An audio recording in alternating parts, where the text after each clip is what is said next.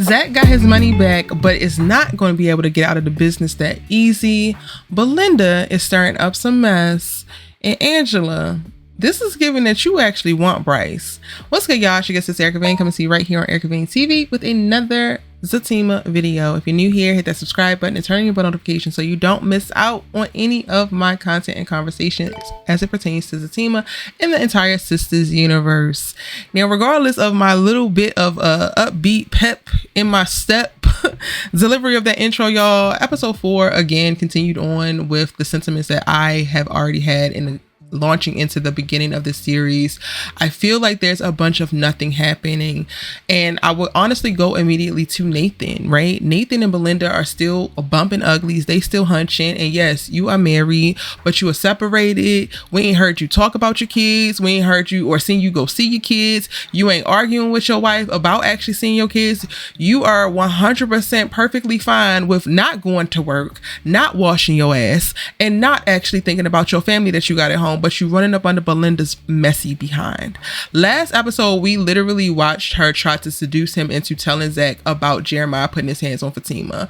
In this episode, they just continue on where they actually are able to have sex. She throws him out of the house, and she's still pushing him of like, oh, you need to go ahead and tell Zach. So then his entire point of the entire episode is to go down to the barbershop and beg Tony to allow him to go ahead and tell Zach so that he can continue to be messy, all because Belinda was also pushing him to. And I'm just like, is this all that we have for a man who is supposed to have a job, supposed to be in an unhappy marriage, and supposed to have 2 kids?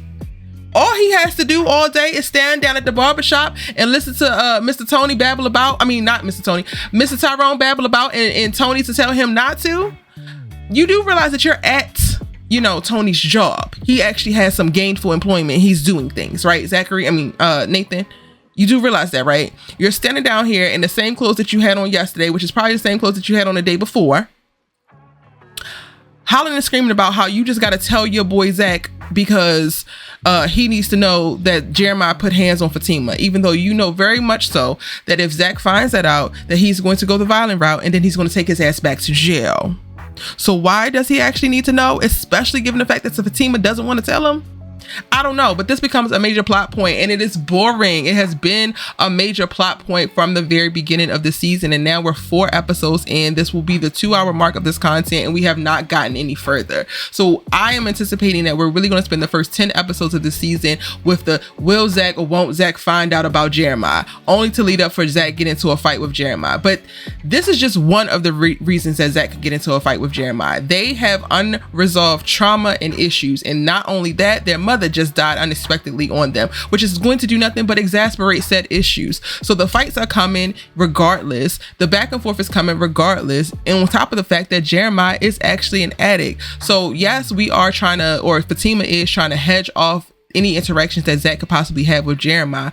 But again, they're going to be coming regardless. So this part specifically for me as an audience member and thinking about watching these characters navigate around this particular questions, it becomes a moot point and it becomes a waste of time and space and plot for the other characters to all be conspiring to not tell Zach about something that's going to eventually happen. Maybe not for this reason, but for another reason coming very soon. And then I already coming into this was not a fan of Nathan from seasons 1 and seasons 2, given the fact that he's over here cheating on his wife. Separated or not, you have not accurately communicated that y'all are moving towards a divorce and you do not plan to reconcile. Meanwhile, you are recklessly sleeping with Belinda and also not speaking of your kids. The last time that we actually heard you speak of your kids, you were speaking ill of them. And you were pointing to how miserable your life is, how your wife is not doing this, how your wife is not doing that. Meanwhile, we have yet to see an upstanding gentleman out of your ass any of the time that we have seen you on screen. All signs point to your wife is actually right. Your wife is actually the victim and you are actually the menace, and I need Nathan to go. Either he's going to get some stronger character development, he's going to get a stronger plot, we're going to get a point for his ass being on screen other than goofy ass comedic relief, because even that is not funny. His jokes are not funny, his being is not funny. I guess is supposed to give Cole for Martin, but he ain't giving Cole. Cole had way more depth, Cole had way more layers, and this is not going to work for me. Tony, we're gonna let you rest because in this episode you were really just there to tell Nathan to stop being ridiculous and stop trying to tell Zach. Okay, cool. But then you also need to get a life as well, because y'all running down to Zach's house only to try to tell him, but then don't tell him because Fatima come out. All of it is just like, what are we doing, Tyler? Mr. Perry? I need us to move it along as it pertains to this plot. Now, speaking to Belinda real quick, I want Tyler to get to the point with Belinda because I don't even really understand why she's actually even still on the show. Fatima has dropped her like a bad habit after she tried to sleep with Zach and she almost shot her.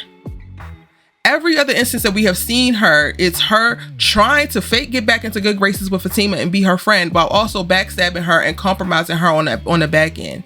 If anything, if we were going to still continue to see Belinda, we would see her, or we would need to see her make a complete about face and really be trying to be the person that she claims to be, really be trying to be the friend that she claims to be, and win Fatima back in a very earnest and genuine way.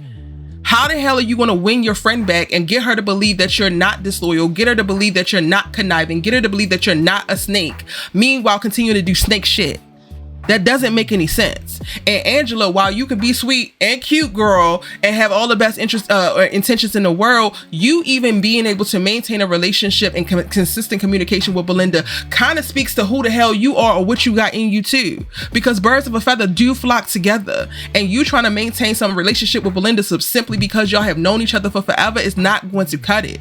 You see the things that she's doing, and most of the interactions that we even get to see Belinda and Angela have is Angela trying to talk Belinda down from some bullshit. So Angela, it's time for you to cut the cord as well, or you can also be dropped from Fatima's life, because Belinda brings nothing but drama. Belinda brings nothing but messiness. Belinda is running her ass around the damn projects behind a married ass man, trying to push him to create more mess in Fatima's life. Why are you still considering her a friend? Why are we still referring to her as B and having some type of familial loving exchanges with her? How do we actually do that?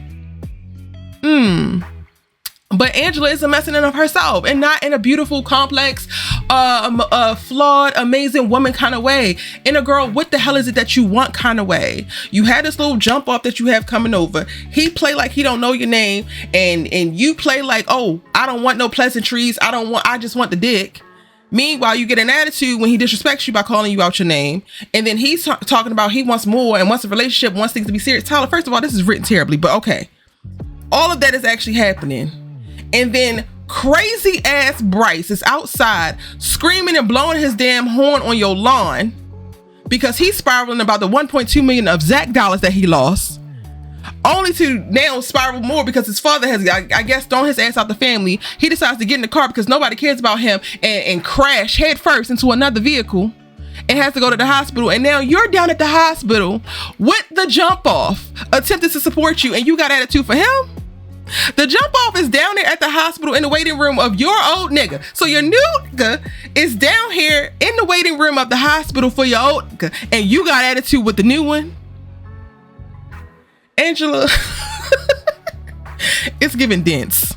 It's giving dense, but I want to give her more credit for that. I would love if from the potential, from the meat and potatoes that Tyler has already given us with these characters in these particular circumstances, if he allowed himself to dive deeper with the writing, because these women exist, right? It's not really no shade to these women, but like if you're going to tell a story of the woman who is scared to get into commitment and scared to be in a relationship, scared to leave her whole phase, then tell a story right. Tell a story fully. Angela just seems simple, the same way that Bryce just seems crazy, the same way that Nathan just seems stupid. Everybody is given so one-dimensional. Meanwhile, they have very compelling potential situations that we could dive into, and I am just not feeling it. And before y'all say, why are you watching it? Because I've already started watching it. We're 3 seasons in, and I've cultivated an audience. And I want to have the conversations with y'all. So if I'm going to have the conversations, y'all know I'm going to be honest. And if you like what I'm saying so far, make sure you hit subscribe. Now, going to the main two. Should I talk about Fatima or should I talk about Zach? I would talk about Fatima first, because Fatima, what are you doing down at the projects? What are you doing down at the projects searching for Jeremiah's crackhead ass? Don't know. We don't know either. You want him to run around, stop crying about how he put hands on you to keep his mouth shut because you don't want Zach to Girl, that's only going to exasperate the issue, because the boy didn't even get what he came for. He came for the damn insurance check, which you did not actually have. So you presenting yourself to him again is just going to put yourself back into harm's way. But oh no, big bad Fatima think that nothing can hurt and or touch her. That's not what happened when you got flipped into that damn car. The way that Zach is catching her at the end of this episode in the projects talking to Connie, and she's trying to diffuse it, is like, girl, you are working entirely too hard to keep all of the fruits of Zach's life, Zach's decisions, Zach's actions, Zach's ish from him is wild work. And I would love to stop having to watch black women lay our asses down over IUDs so that the man can walk on our back and we get blown up. Like, that is exactly how I view Fatima in this relationship with Zach.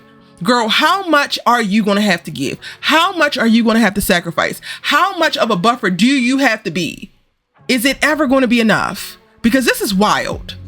You getting a damn concussion, having a bruise on your head by his crackhead brother should have been the damn stop. But no, here you are down in the hood looking for his ass. Only to now have Zach going to run up on you, and he's going to have thoughts. He's going to have questions. He's going to have curiosities because he doesn't actually speak in a way that's healthily or mature. He's going to jump to conclusions. Congratulations, Fatima. You continue to play yourself, girl. Now, Zach. Yet another character, the title character, if you will, who also is about as deep as a kiddie pool.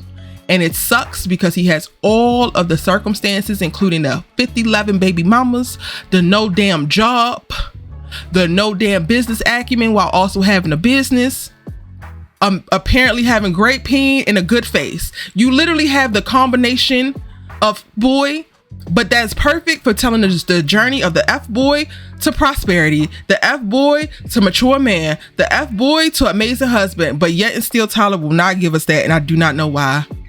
The way that Preston wrote this check for $3 million and Zach gets to confirm that it's real and it's in his account in this episode, and it's just like, oh, easy peasy. Zach's money problems are solved. He's a millionaire again. He don't actually have to do no work. He don't have to learn anything about business. He don't actually have to do a goddamn thing because there's always somebody coming to save him. Meanwhile, he's constantly looking up at the sky saying, Lord, why me? Lord, why she do this? Why can't I get over? Why can't you wait? I am trying. You ain't trying hard enough, Zachary Taylor. And at this point, all I keep seeing you get is get out of jail free cards, and I low-key hate that for us. That continues on in this episode. I actually am intrigued by Preston being added to the cast and joining this season, but I don't like the idea of him being another thing that Zach gets to walk over, use, and abuse. Like the way that Zach consistently disrespects Preston and talks about how he can't possibly have no money, how he looked broke, how he looked dirty, how he looked homeless, and all of this other stuff. Meanwhile, this is the man who just wrote a check easily to clear up all of your financial debt for your business, not only for you, but also your business partner. And then there's still no respect. There's still no apologies. Preston is basically begging for Zach to now go and talk to Bryce or tell Bryce about, you know, him investing in him joining the trio, and he don't even want to do that. And it's like Zach can't get out of his own way enough just to be about business, to be mature and to be about business. It's annoying. It's frustrating. But those are my thoughts. Let me know yours down in the comment section down below. It's your good sis, you Let's Talk TV with. This has been my episode 4 breakdown. I'm gonna see you in the next one.